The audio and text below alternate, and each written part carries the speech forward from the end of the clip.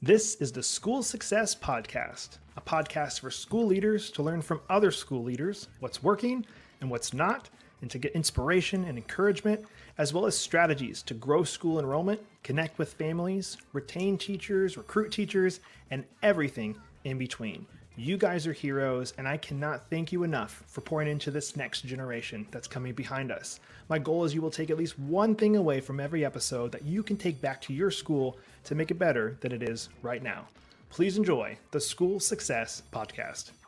Time for school.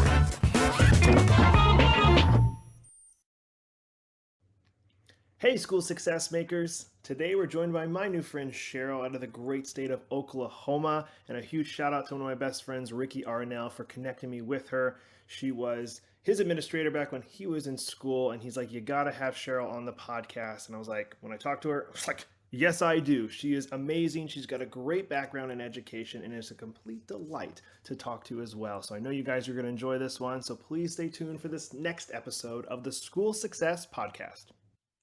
Well, hello, everybody, and welcome to another edition of the School Success Podcast. I'm your host, Mitchell Slater, joined by a new friend out of Muskogee, Oklahoma, Sheril Menefee, who works at this school called Muskogee High School, and she's doing some awesome things over there. She's been a leader for a very, very long time in education, and she's actually a very dear friend to one of my dear friends, and she was his educator for years at this high school that she actually works at. And I was like, oh my gosh, well, we got to have her on. And he said I had to have her on. And her track record is incredible. And she is just a delight to talk to, has a great smile. So I think you guys are going to really love this conversation today. But I don't want to take any thunder away from Sheril, so I'll pass it off to her to introduce herself. So Sheril, welcome to the podcast. Thank you, Mitchell, for having me. Yes, Ricky is someone who had the pleasure of not only teaching him at the high school, but I followed him from elementary because I began my career a long time ago in elementary as his 5th and 6th grade teacher. Then I got to be at his middle school and then at his high school. So Ricky was stuck with me for a long time, and we got to know each other rather well. And so it was such a joy to see him grow and to continue to grow in his faith and in his leadership. I'm really, really super proud of him, and I'm thankful that he connected us. And it's so nice to spend some time with you, Mitchell. It's going to be so much fun. And obviously, as we record this, he's got a 2-week-old baby boy, first baby, and they're doing awesome. And so it's so cool, I'm sure, for you to see these students you've known for years to now having kids of their own and growing up. You're like, I hope it doesn't make you feel old, Sheril, but obviously this is what happens in the world, I guess. It does. And one of my favorite memories was actually getting to attend your church and seeing Ricky on stage and delivering a message, and to see how he has grown in his faith and in his speaking ability and his mentorship of young people. And him doing that after I got the chance to mentor him is just magical. And it's an inspiration to other educators too, because so often we don't get to see the end result of the fruits of our labor.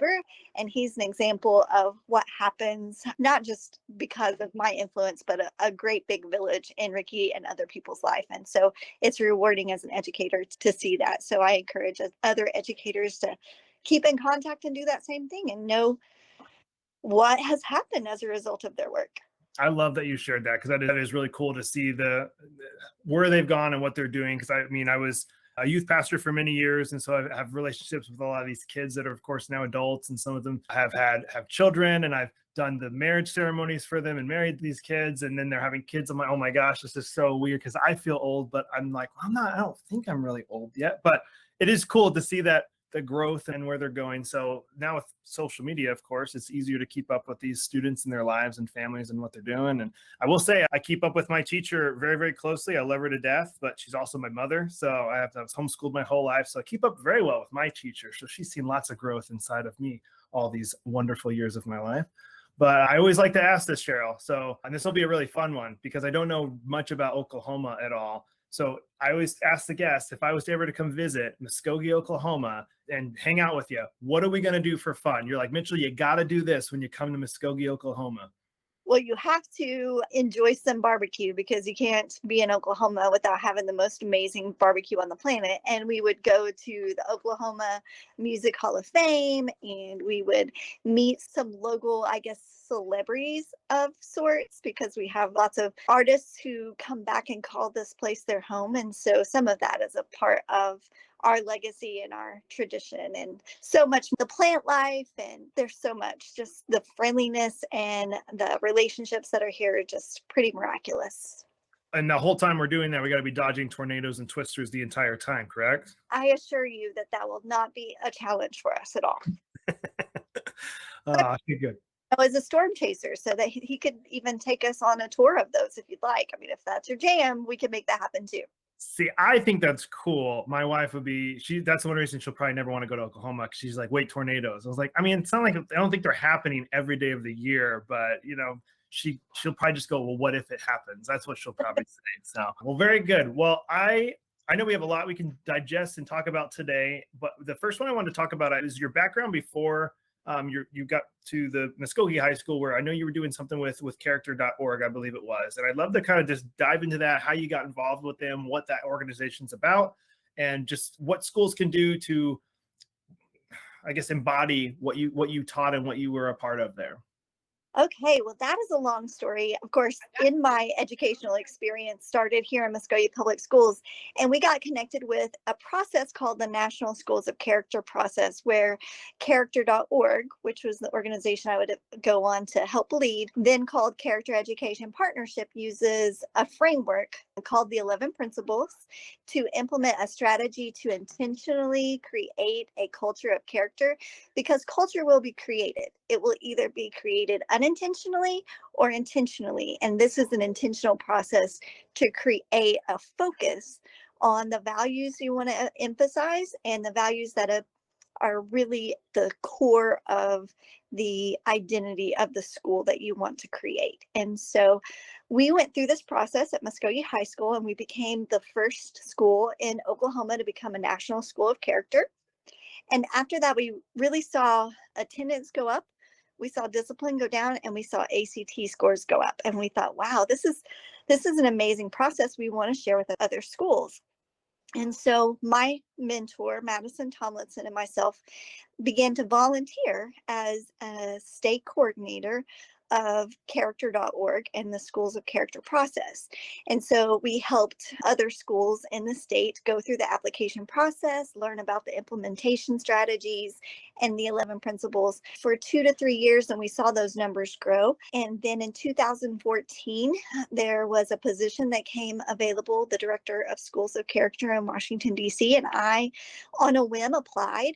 And they hired me. And so I went to work for them and helped not only schools in this nation, but even internationally in China and in Mexico, and now Brazil, become a school of character, and got to see some amazing schools and create relationship with amazing educators and leaders in those places. And it's near and dear to my heart. And still today, I am a volunteer state evaluator, and perhaps again, whenever spring isn't quite so crazy for me, I'll be a national evaluator again.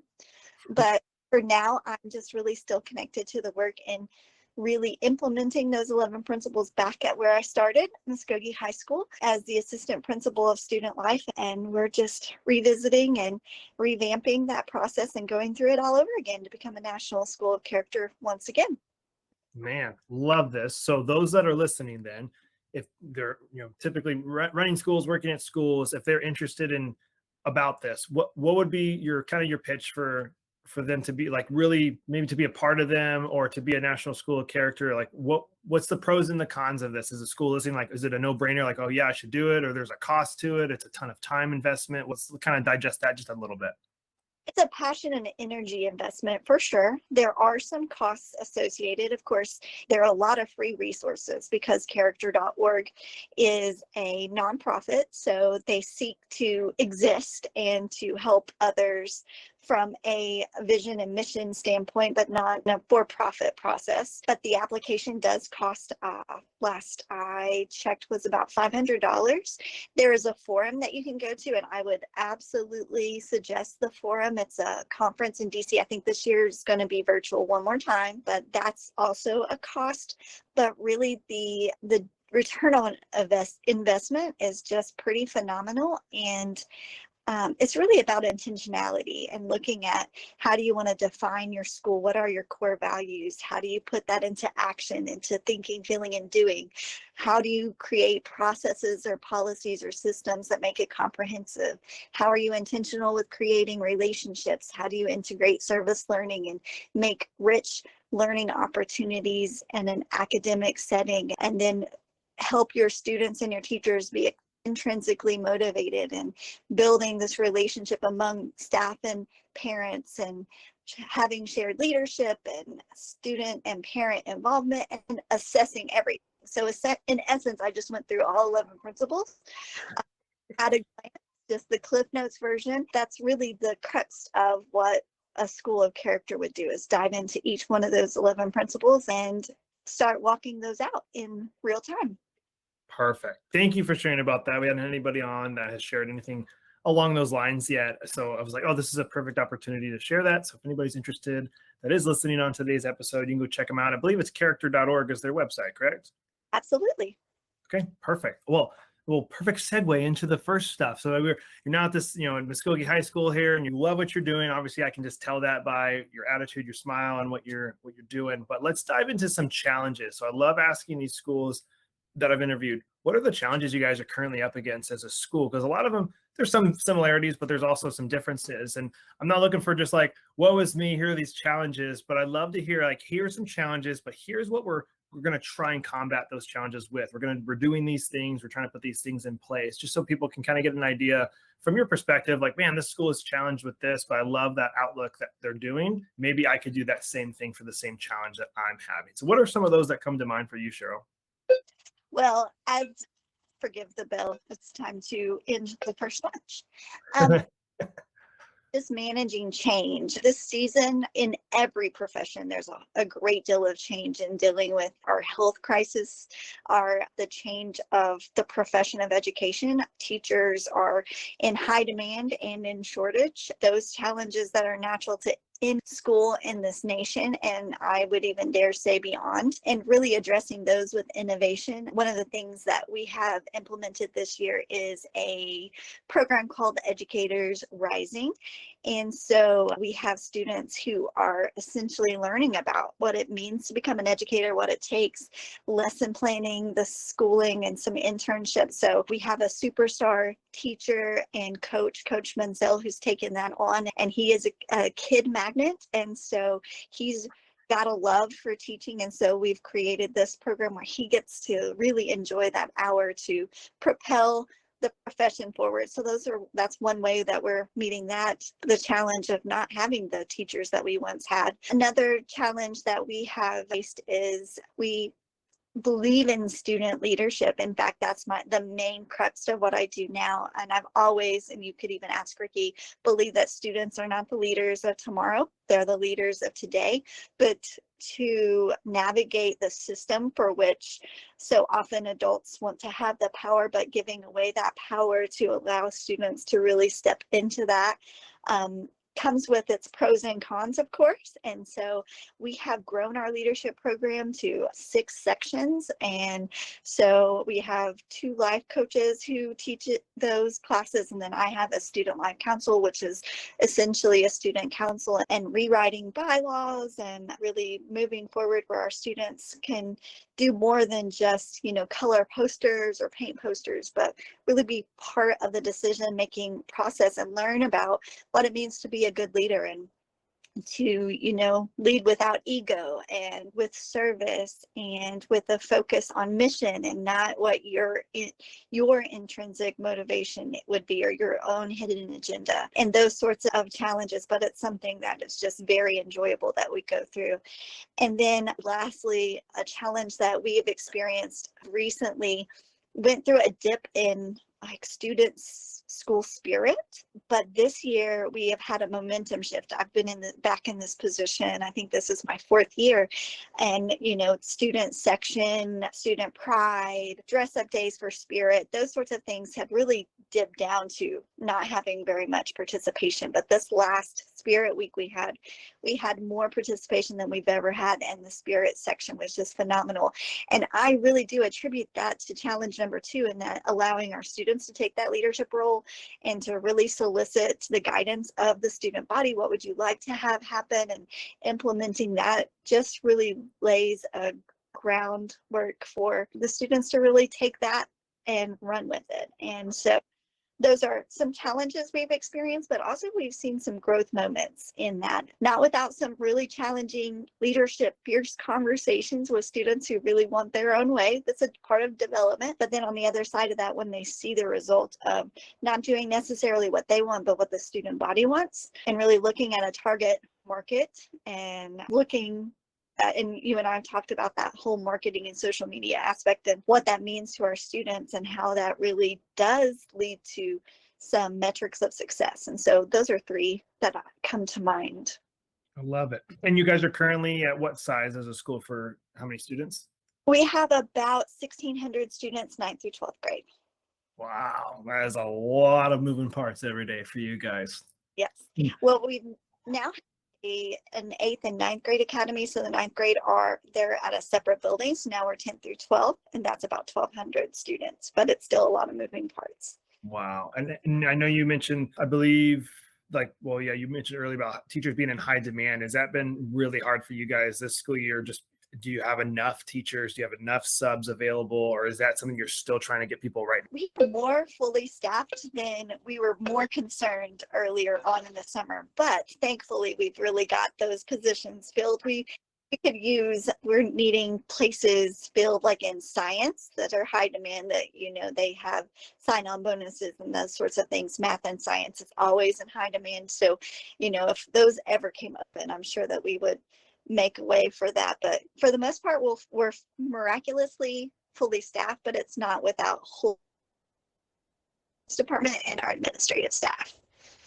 Okay, very good. Very good. Well, I love to jump into the next section, which is my favorite section, which is getting you a chance to brag about your school, what's going really good. And so I love to use this part for those that are listening to be like, man, what are some other schools doing? What's going really good? To maybe just plant a seed where they're like, oh, I never thought about doing that, or man, that school's doing some cool things I never thought of. So what are some cool things you'd love to brag about on that you guys are doing?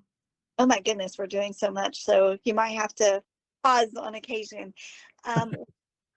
Partnered with things like Chick-fil-A Leader Lab. I'm not sure if you're familiar with their work, but a lot of the things that they do, it's all about impact through service. And so that is coming soon here. And we have a big thank you coming up where we thank people for various things, a 1,000,000 book giveaway, and then their big Do Good project that comes in the spring. And so that's a commitment to service that we're working on. I mentioned earlier our Leaders Rising. That's a big deal for us. Our leadership classes that are really focused on really studying the tenets of leadership and what it means to lead. I think there is a discrepancy even in the adult world of the difference between being a boss and being a leader, and learning things like that. And so that is ongoing. We recently as a community passed a bond issue, which no one really had full confidence we would get passed, but we passed a bond issue for a new football stadium and some, of course, school improvements across the district. And as a result, we had our first inaugural game last Friday, I believe it was. And the level of pride and excitement around that was just absolutely beautiful to see.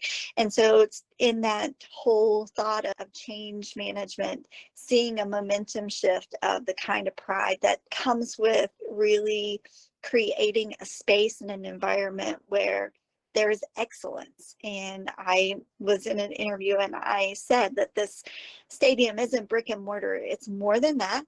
It's really about having an emphasis on building excellence. And that's what we're doing in our community, that has had its challenges. We're really seeing that excellence be built in a way that has been counterintuitive to the identity people have perceived about us. And so our name is the only one in the nation, or the only mascot that is the Muskogee Roughers. And it's in the very name has some connotation that could be misconstrued. And there is nothing tougher than a rougher, but we're building an excellence to that. And so a resolve to have pride in the excellence that comes with that. And in not only sports but in academics and in the arts and in just building relationships, and then also in serving our community. So those are things that we're really focused on. And although it may present itself at a Friday night football game, or in homecoming coming up, or in the Chick-fil-A Leader Lab, or in the choir Eastern District competitions, whatever it shows up in, that excellence is moving in there. And it's really because a group of people are committed to giving more of themselves beyond an 8-hour day. It is a tiring work. The 16-hour days has been the norm for me since July, and I'm not the only one. So it's really about a commitment beyond yourself and beyond just a job, but really a calling and a purpose to impact the lives and the community beyond the school day. Love this. Love this. And I have to ask, did you guys win the first game of the inaugural? Yes, we did. It was, so that made it even better. Good deal. Well, you also mentioned like doing stuff in the community. What kind of stuff are you guys doing where you're able to maybe empower the students to be involved in the community? Is it something where during school hours they're going out inside the community and doing things, or is it after hours that these students are going out? What's some of those things that you're doing to serve There are both. We have this program that really was a part of our first School of Character application. It's called the Rougher 300, and it is a recognition of our seniors who are graduating with 300 hours of community service, and they keep up with those hours. And it's a partnership with a local chamber and nonprofit resource center, where we have a banquet for those students who may not be an honor grad, or they may not be someone who would be typically recognized, but they serve the community with a vigor that they're really given beyond that 8-hour day. And so that's a recognition. But we're giving 100 million, not 100 million, but we are part of a 1 million book giveaway with Chick-fil-A Leader Lab. So we just got in 6 boxes of books that we're creating gift bags with special notes for students in our district that are ages 4 to 8 that we'll be giving away at homecoming, and letting our little roughers know that reading is important. Another thing we've done is we partnered with an elementary school that we did some beautification there, and we have the Day of Caring coming up with the United Way, which is September 16th, where we'll send students out in the community doing things like cleaning up neighborhoods, or we are reading to students at the Early Head Start, or students are going to volunteer at other facilities in the community and just giving back in a way that is to our city. We also have something coming up in October, our United Way competition with a local community in Tahlequah, where we are having a competition of the most money that can be raised for the United Way for local charities that do things like have women in safe homes for families who have experienced abuse, and so now they are in a place that is safe and receiving some counseling and opportunities to better themselves professionally and in their employment, and a variety of other things. Not to mention, we have September 11th coming up, and we have students planning a special memorial for that. And I am sure I have forgotten a great deal of other things that are going on, but we have a lot going on. And are there separate budgets for all of these that the state helps provide, or the county or city, or how is it? Do you guys have to fundraise for some of these different things that you guys are doing? We are going to have to fundraise, but for like the Chick-fil-A Leader Lab, the $1 million books, that was all donated by Chick-fil-A, and they also sponsor our leadership curriculum. And so their business partnership, our local Chick-fil-A restaurant, is just invaluable to our community in so many fronts. But then, of course, United Way also helps to do some of those things. So there are separate funding sources that you just have to seek.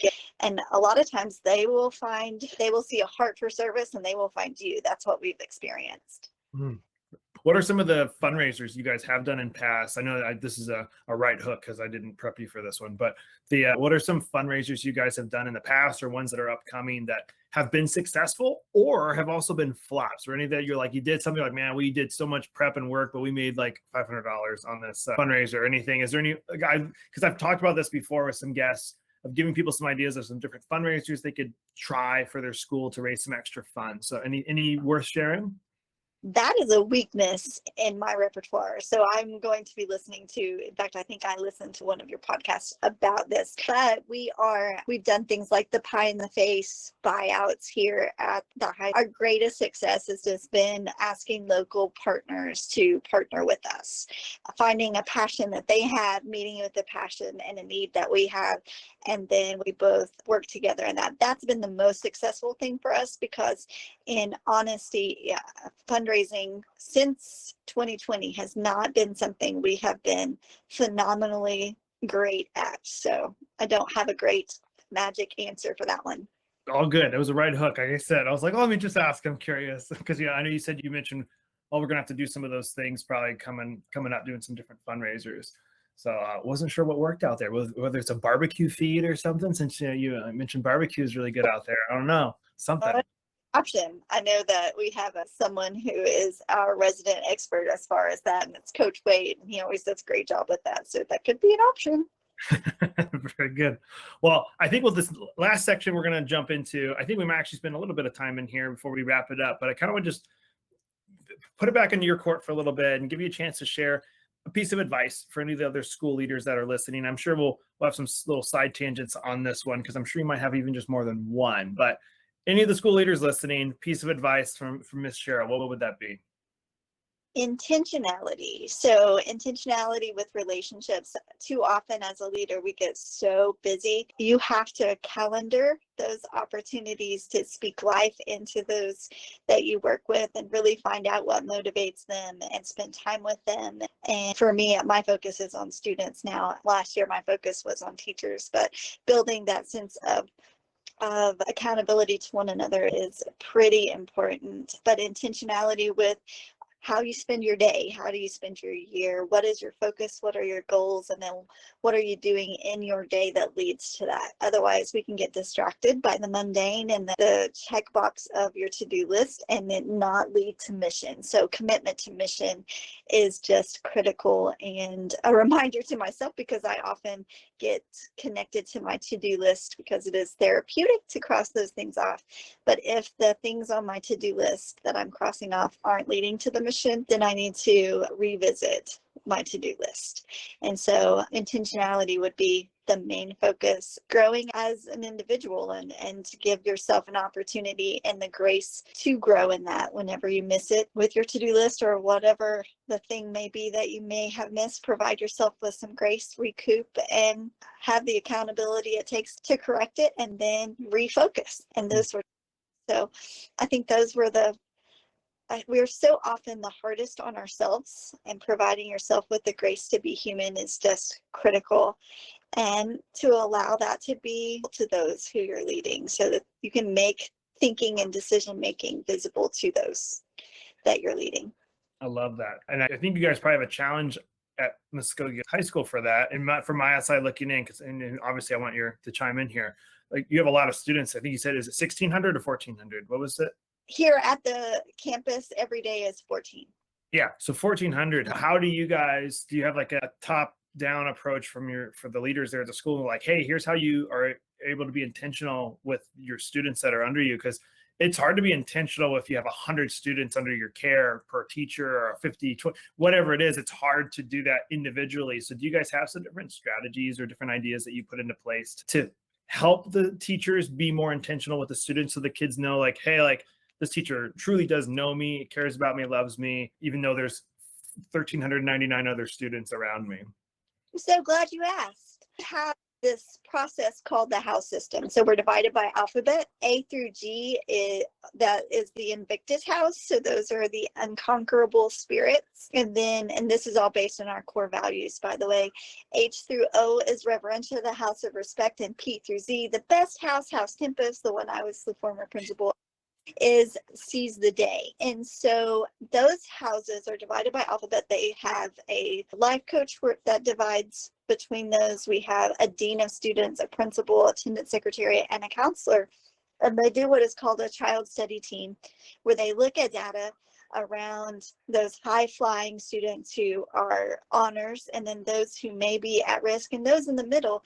And then they meet about strategies and communicate with teachers. And we also have advisory, where our teachers on Tuesdays and Thursdays meet to build relationships. They also, with that group of students, they also are in charge of what we call ICAP, which is college and career preparation mandate from our state, but it also helps them to build things like resumes and do career inventories and leadership inventories and a variety of other things. And so our principals of those houses, their focus are their teachers, and their teachers' focus are on their advisory, and then all the other teamwork to support all those other places. And so that's the strategy that we use to try to build a small school feel in a large school environment.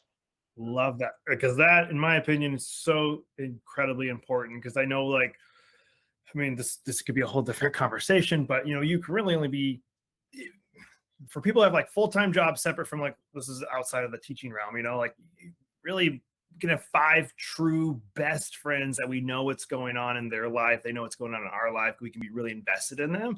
And as soon as you start getting bigger than that, just the friendship gets shallower is probably not the word for this, but like, it's just not as strong because you only have so much time in the day to be truly invested. So like, if we can shrink that number down where these teachers can be intentional with a smaller amount of students so they can truly know what's going on, instead of going, hey teacher, here's 200 students, I need you to get to know them and their families. That's a lot to handle and a lot of responsibility. And you want to make sure those students know that they are loved and appreciated, and they know that the teachers know who they are and all of that. So I love that is something that is part of y'all's core values, something that you guys are pushing from the top down. I think you're going to see benefits. It sounds like you already are, but you're going to see continued benefits for the years to come.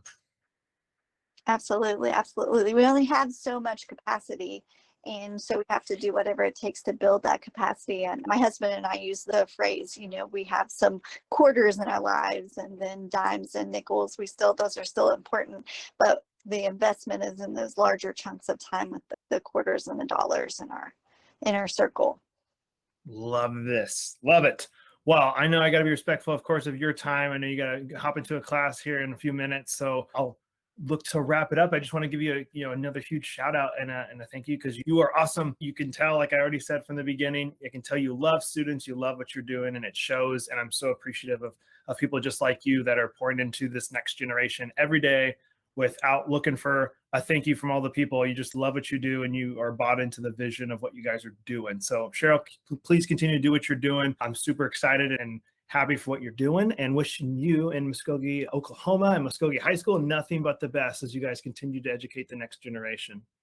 Awesome. Thank you, Mitchell, for having me, and good luck with those middle schoolers. That's a special calling. Thank you so much. Well, another huge shout out and a thank you to Sheril for taking time and being on the podcast today. I love what she's doing in Oklahoma, and I'm wishing her and her school nothing but the best as they continue to educate the next generation that's coming behind us. And as always, I'm hoping those who are listening can take at least one thing from today's episode that you can take back to your school to make it better than it is right now. And if you're listening to this and your school is struggling in a couple of different areas, maybe there's some empty seats in your school, or you're finding ways to connect better with your families, get more leads for your school, any of that stuff, I'd love to hear from you. You can check us out online, schoolsuccessmakers.com. That's schoolsuccessmakers.com, or if you're more of a Facebook user, we have a private Facebook group just for school leaders called School Success Makers. That's School Success Makers on Facebook, private group just for school leaders. I'm personally in there, and I'd love to see you in there as well. We'll be here next week with another amazing guest as usual on the School Success Podcast. We'll see you then.